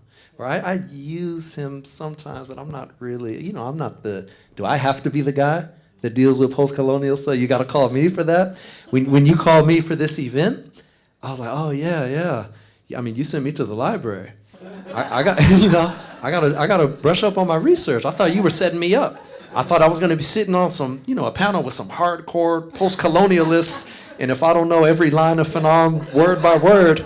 But the interesting thing is almost everyone's reaction or preface was, well, yeah, Fanon, but I don't know if he's so relevant for me, or I don't know if I really need or want to use him so much now. Or, and when I sort of did this research and started working on, I found some really interesting things that I hadn't, I knew him, but, not intimately. We always read certain essays or certain passages or certain reference points, and we pick out things that are important for us to sort of focus on. And I found some really interesting things, some quotes that I use in my presentation, but also a lot of what I read, it felt dated to me. Yeah, this is dated. Yeah. I can feel the moment, but it's dated. It's useful, but I'm also questioning do we need him? And if so, how do we need him, and what do we need from him now in 2015? But I think it's that amazing thing that there's an incredible exactitude to his writing in a way in which he reflects on the timeliness of the historical conditions he was born into. Yes. One can't just implicate themselves in that without at first signaling their naivety or their lack of understanding, and I don't ever claim to be to know for those very reasons that history has really kind of taken another turn. And I think that a lot of the things that came up in Melanie's talk, I mean, it would be really interesting to see some of the theory or some of the ideas that are being incubated around those sorts of practices, or in reflection to, the migrant crisis on the borders of France. And I don't feel that Fanon can do everything. Yeah. Lal, and then there's somebody behind. Do you have a question? Yeah, I guess when I go to record, I didn't express, I'm expressing ambivalence, but I definitely am totally into the transgressive, brilliant Fanon and what he represented, you know what I mean, for me, and in all of its complicatedness. And so I just want to go on record for that. Very much in the way that Isaac articulated in this film, that it's something that's complex in the manner that Pasolini was, or Genet. But there's something that I can always return to, that, well, having traveled, in many metropolises, whether, London, New York, living in Ghana, living in Tanzania in the mid-'70s, and seeing how necessary, even looking at the recent Panthers film, ambivalent relationship, but definitely something that I can draw on and to continually go to that well to get sustenance, despite its complicatedness. So the way I want to go on record that it's not that type of mamby-pansy, I'm not really sure, etc., that there is something that we could debate someone as complex and as rich and a genius. And so I definitely want to go on record for that, and I think, that is the genius of, David having curated a show 20 years ago and revisiting that, because I think in a lot of ways those issues, as George and I were talking over lunch, I was reading Henry Louis Gates, 91, critical Fanonian for this particular conference. Prior to that, there was, the most recent was Anthony Appiah's Prelude to Black Skin, White Mouse, and before that is Homi Bhabha. And since then, most recently is Fanon, what Fanon said. So there is, in contrary to what you're saying, a reemergence, a critical rethinking of Fanon. You know, so particularly I was with an artist yesterday, and I had, he knew I was in this conference. Well, what is related to Fanon? It still causes a certain type of rupture, whether in people's sense, well, that troubles the waters for people in seeing what this man could actually mean for someone today in 2015. So I just want to go on the record for that. But I thought you want to follow up with that, don't you? Yes, I do. And there's a woman behind Esther. There's also somebody behind as well. Yes, behind. Yeah. Of course, it's just incredibly stimulating, this conference, and I have a lot of reactions, but I do want to say, with a perspective of more like 40 years than 20, that when Fanon's work first came out, it was absolutely fantastic. It had a terrific impact on everybody. It was a way of looking that had not been presented before. And if it's not equally relevant now, I think we have to think about the history out of which that was generated. I want also to just refer to somebody who mentioned Bourdieu, because we have to be aware of the limitations of allowed discourse at each historical period. And also I'm wondering whether we have an opportunity to think of cinema as another institution, or is that too flexible a way to approach it? But I wanted to follow up on what Melanie had said by mentioning that we made a film in 1978 called Black's Britannica, which was the first film that located institutional racism in this country, and it was about the persecution of particularly young black people. Colin Bristol. Yeah, that's right. And I recently saw a film, which I hope other people will see, I don't know if you have, but it's called Those Who Feel the Fire Burning, and it's a Dutch film about the experience of migrants now. And what I'm wondering about a bit is, at the time we made Blacks, politically we defined black as a color, not a color of skin, but a political color, and a location of political experience, including bodily experience. And I think this film, Those Who Feel the Fire Burning, again, and like your reference to the Sudanese guy who walked through the tunnel, there's a way of looking at what has happened to the bodies of people who are victimized for one reason or another that I think is continuously reflected in cinema. And I would like to propose that, in a sense, that's another location that could be called an institution of exhibition. George, do you want to? Oh, I think, sorry, did anybody want to respond to? Yeah. Yeah, thank you, Margaret. It's really important what you're talking about. I'm on the hunt for your film. I know about it. I remember it was at Radical Film Festival. I couldn't be in Bristol. I need that film. I got to see that film, because that ties into what I was mentioning in terms of this new program that I'm trying to develop, in terms of sort of these radical images and radical practices in terms of African cultures and bodies. But to your question, or what I sort of feel is sort of a tentative, maybe not tentative, but a proposition of what the cinema can be. You know, how useful can the cinema be? Correct me if I'm wrong. Your production was first shown on television, if I'm not mistaken. It was shown in cinema first and then television. Well, it was complicated. It was briefly shown in cinema here, and then there was an injunction against the screening of the film. And it was shown once in Boston on PBS. Yeah. But there was a big mess and a lot of legal problems around it. Yeah, this is so to this desire for the cinema to function as this sort of a space where we can deal with these sort of things. I mean, obviously, I have belief in that desire. I mean, I'm a film guy. I'm a video guy. That's my first love. But I also love the very fact that this symposium is in a cinema. So this is great. I mean, this is where we are. We didn't have to be here. You could have put us in a conference room or something, but we're here in the cinema. So to me, that means a lot.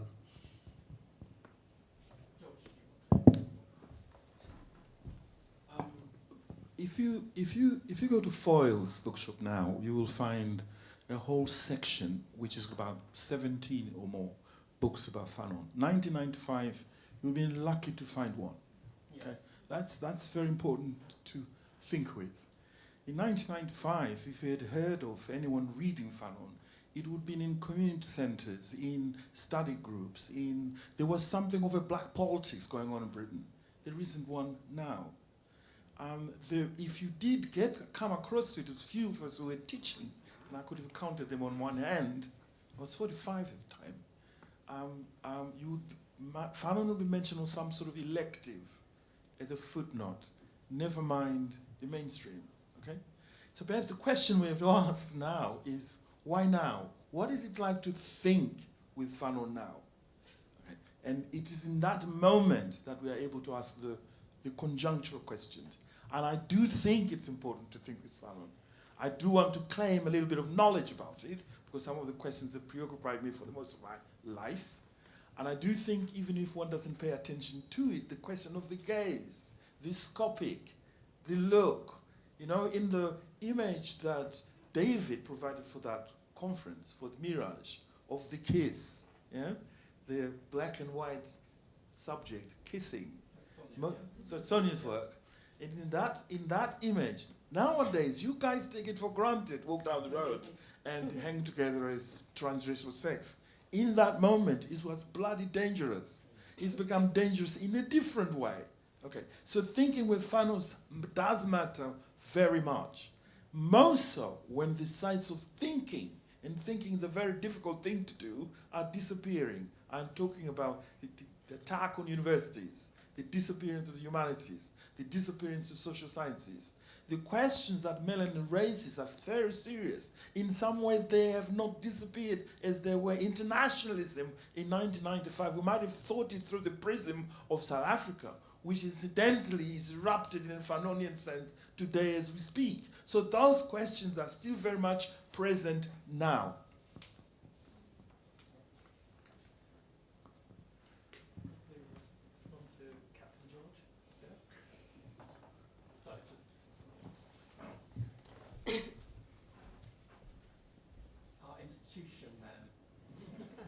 I don't want to get dubbed as the institution man. Thank you. It's really interesting, the notion that Fanon is dated. I don't want to get into a big argument about, oh, he's more relevant than you realise. But I think that's quite a shift.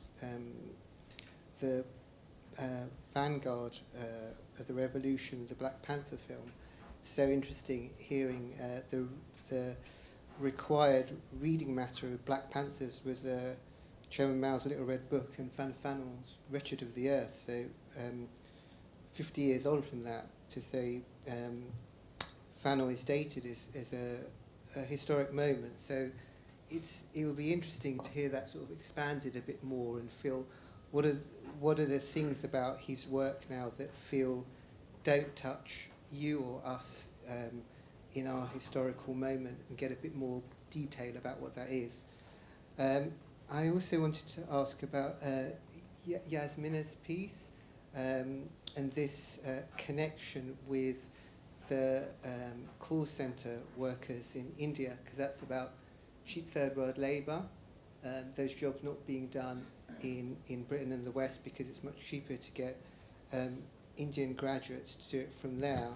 And I was curious about the way that you talked about finding yourself placeless, and that not necessarily being something you'd encountered as an Algerian French from that background, but suddenly found yourself in the global economy as a consequence of this experience of being on Skype and having to talk to so many people in different countries and them not even knowing where you were. So your dislocation, do you think that was also linked to a racialized identity with some of those third world workers? So there's two there's two questions here, isn't there? There's the question, I forgot the first one. which is about Fanon and the kind of timeliness of your phrase, dated, which I think I'll take that second question, because I think that's a question I think we could actually use as a wrap up for everybody to think about.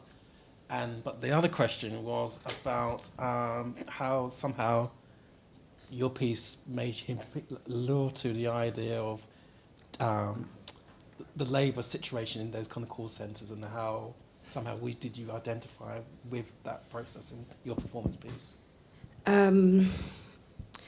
Okay. I said that I kind of related to the sense of displacement, not on the labour part, obviously. I mean, conditions. I would never say that. But, yeah, the feeling of... it was more this feeling that they were working... I mean, each time I had this Skype meeting, the time was chosen somehow according to the other person, not according to my own time. So it's more like the rules, and also like, so if someone was available at 11 and it was 9 p.m. for me, I wouldn't go and have drinks with my friends. I would stay in front of my computer. Regarding this sense of, I mean, and displacement and no place, it wasn't at all related to my background, no. It was just, it's a like genuine feeling that I was, I don't know, I mean, it was, yeah, a feeling. I don't think I related to probably I related to France much more than Algeria, because I never lived there. It's the country of my parents. And so probably home, like it would be more related to missing France, but it was more missing the UK. So it's a bit confused. We need to call Dr. Fanon. So I need to Skype with. Yeah, so that was more, in terms of setup, like the work, how the organization of the work, and that are related to the Indian workers, and the fact of, but they are going home after this time working in the call center. They go back home, and I wasn't. And regarding the dated, I know you said that. Yes. It was you. But probably it was you. But I'd like to comment on this. The way I studied history, and I remember that I researched, it was Middle Ages history, and I always, my supervisor always told me that somehow I had to appropriate the knowledge of the predecessors, the historian who came before, and that I wasn't forced to quote them all the time, to say it came from them. That's why how I was educated. So in terms of, probably, I don't know if you mean that we, in 20 years, we appropriated the knowledge of created by Fanon, the questionings, and so probably we looking forward. So myself, I wouldn't say it's dated. The context, it's, we don't live this under these situations and this context, but I think we absorbed the knowledge, and so we need to move on. I don't know. Maybe we need another. Another Fanon. We do need another Fanon. We'll always need another Fanon. We'll need to regenerate Fanon. So let me start off with this dated comment that I threw out there, and obviously I'm catching a lot of flack for it. I'll take that. I don't mind. What I felt was dated was not necessarily the relevance of the political situation or the discussion. I'm very much concerned with aesthetics. Writing is my first love, even before cinema. So I'm very much concerned with the aesthetics of writing and critical writing. And the datedness I felt was more about the the shape and form and tone of the polemic. That's what I sort of detected. That felt a little bit dated to me. Not necessarily that means it's a bad thing and I just discard Fanon. But that's more about what I felt, not necessarily about the politics or the situation, the residue of this colonial and post-colonial situation. Maybe it's not even post-colonial yet, but this residue, I don't mean to throw that away. Again, when I watched Julian's film last night, and I mean, even when I was reading Fanon and rereading him, you know, that's my story, that's me. I can't throw Fanon away. When you say you identify, did you get into specificity? Because I feel like that's vague. Yeah. I guess what I'm asking for the level of generosity when you saw that film. What exactly? Because I think there's a range of multiple positions you can identify with. Yeah. And I guess what I'm asking for you is to get a little more, be more generous. I will. In what that actually means specifically. I'll get real personal.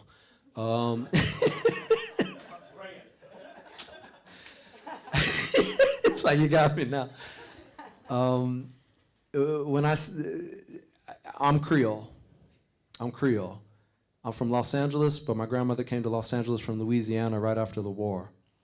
So when I see Fanon in this film and when I read about him and talking about where he's coming from, where some of my cultural roots are coming from, and when I see in Julian's film him sitting there by the radio and his parents standing above him, and he's talking about how, well, you know, my dad looked like this, you know, my mom looked like that, she wanted me to listen to that type of music, the other one wanted me to listen to that type of music.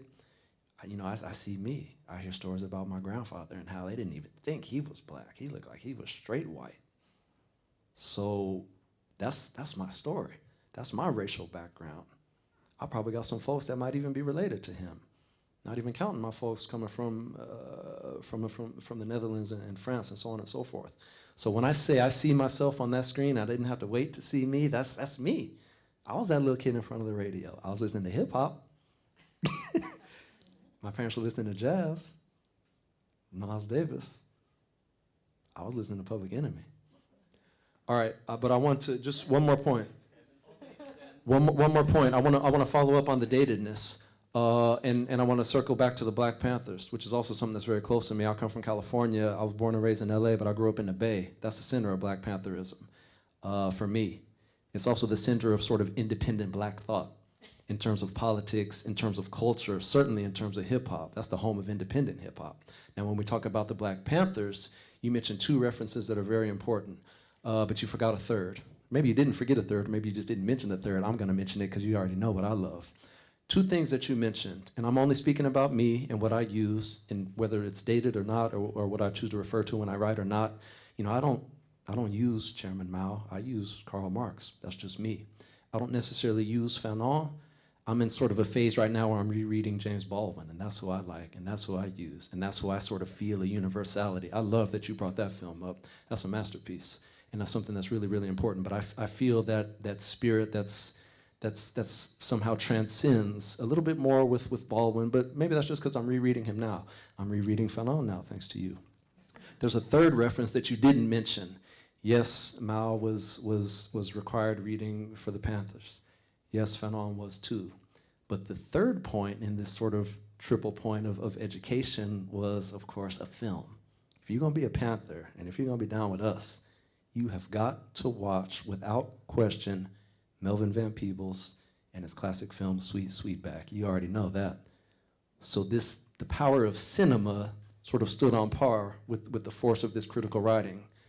Melvin Van Peebles, he's a hero to me, and also talking about this sort of independent black spirit, the blaxploitation era. That film sort of birthed the blaxploitation era. If I'm not wrong, it's still one of the most successful independent films of all time. So that's what it's about. That's what I'm drawn to. And that film has not dated to me one day. And I could still talk about that film. I could still write about the film, what that film shows and what that film does, its politics, its aesthetics, so on and so forth. That leaps across generations also. And that's something that moves me in terms of, like I was talking about, moving bodies and souls. Osei, and then, did you want us to say something? If there's time. Okay. There's a question. Okay, so you've been waiting quite a bit, and then the follow-up with you. Sorry, should I make you run up and down the I was just thinking about George and South Africa. and my own journey through a PhD that took overly long because of epistemic violence, walls of citations, to quote Sarah Ahmed, and which began in South Africa in the 2000s, and memories of sitting in a seminar room and identity politics, a white woman professor saying race is not an issue in this country anymore. And the struggle to talk about racial violence and try and understand what it is. What was this thing, apartheid? And then coming to the UK and starting a PhD again, and just one of the first supervision meetings was, Yvette, you know, if you're going to look at historical events in South Africa, you must cite only the best, and that means you will need to refer the Cambridge historians, cite only the best. And my upgrade paper, these are all white South African women, by the way. My PhD upgrade paper was a ruckus because I was questioning agency, and I was trying to talk about the limits of agencies. I mean, abject racial violence within the particular conditions of South Africa. Examiner, Yvette, things have changed in South Africa now. You know, it's no longer the same. And that's why I think Fanon is so important to me. Right. I mean, how do you talk about racial violence? How do you talk about trauma? How do you talk about what's called identity politics? And how do you talk about epistemic violence? And I also don't. And there is this kind of geographical, temporal, where I sometimes think that things are stagnant, that things have not really moved forward. And how do you talk about your own situatedness in conditions like South Africa? I mean, I was classified white, so I have a particular situated relationship to that material.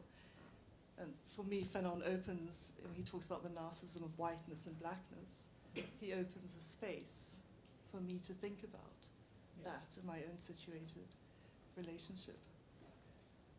I've got one more who's been waiting. You had your hand up, and then I'm going to have to do a little bit of a wrap-up, I'm afraid. Yes, I'm going to do a wrap-up. I want to go back to the point where there's this discussion going on when things are not changing and it's stagnant. For the history of racism, has it moved on? I don't think it has. I've only been on Earth for 35 years, but when looking back on like the history, it seems like nothing's really changed. We've just got technology that kind of makes us move a bit differently. But one thing, as I'm an activist, I believe in resistance, physical resistance as well, direct actions as well. I believe in we need to unite as humans and as people of. I don't like to use the term people of colour, but as the political black, it needs to unite. So that means that the Asians and the Browns and the black people, they unite together, they work together, they dismantle this kind of system of racism. And also that kind of means that, you know, the bridge between the working class and the middle class kind of dismantles as well. You know, because, I mean, there's actually a protest right now, well, that was going on a couple of hours ago on Downing Street, about police murders. And yeah, again, that's sort of like a black working class crowd. And then I enter this space, you know, which is really interesting. But, you know, there's obviously like bridges. I mean, there's boundaries, you know, within the races at the moment as well, which I think need to dismantle as well if you want to move ahead and unite. That's all. Yeah, it's just a point. I mean, I don't feel very connected to a lot of the different forms of imaging Fanon. I don't necessarily think it's healthy to have someone carry such a symbolic burden. I think that there's something deeply problematic about this need to see oneself in someone else, rather than seeing one's own self in the mirror and reflecting on who that person might be or could be, the potentiality of of the self as the most prominent, sort of the most important location of identity. And I just think that in relation to going back to the quote I first mentioned in relation to Fanon, he said, in no way do I have to dedicate myself to reviving black civilization unjustly ignored. So I don't think this idea of pulling up Fanon is useful. It's more this question of how you use it as a toolbox. Yes. I guess in the way that Hans-Erik Obrist has referred to Edward Gleeson as a way of thinking through new concepts, but not necessarily to feel as though becoming so theoretically entangled in the questions of Gleeson was the best way in which to act out Gleeson's ideas. And I just wanted to kind of put that on the table. Yes, yes. George wants to say something. I think it's important to make a distinction between... Very short though, George. I think it's important to make a distinction between generation and generative. Or it's most important to make... which was very clear in the Mirage season. Yes. Thinking with Fanon was not the same thing as following Fanon. Yes. Okay, and it's a very important distinction, because the question now then means, what does it feel like to think with Fanon? Yes, I was going to actually say that. We need really to crystallize that. Yes, sorry, I was actually going to say that, but you've actually said that for me, because it's 20 years for me to do that. Yes, and to reflect upon that. All I can say is, for me, several things. Actually, I will say, okay, for me, right, I'm born on the 28th of December, so I don't get a party for my birthday. I get a Christmas card. And it's like, well, this is, well, okay, you gave me a party once. And it's like, and I get like, happy Christmas, this is your birthday present as well as your Christmas present. So this was meant to be my party to make up for, 20 years I've not had a party for my birthday and my Christmas. Having said that, I wanted to mark this occasion and also use it to say, what is the next series of projects we can do now? My interest now is about thinking through about, in 2017, I want to do another Mirage season, taken from the discussions we've had the last 2 days, and also the discussions I've had throughout the year, trying to think through what it is I want to do curatorially as a project. Sorry, I wanted to address the person behind Lara. Sorry, you didn't say what your name. Yeah, just to say to end for me on a personal note, one of the things that changed the way that I worked after I did Mirage was for me to think more politically.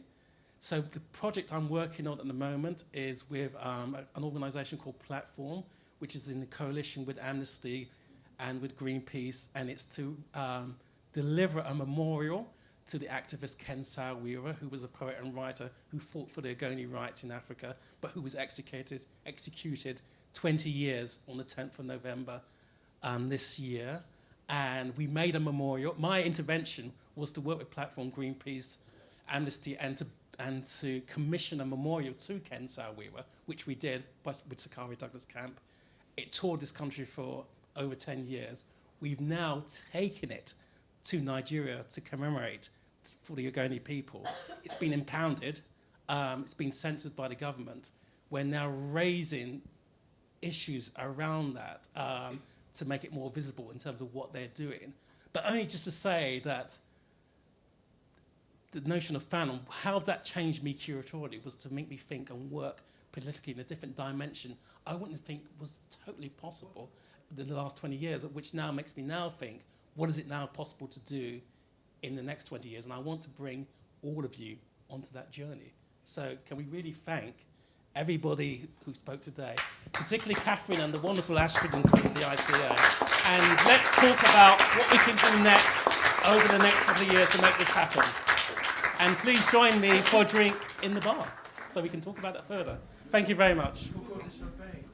You've drank all the champagne, George, so there's none left.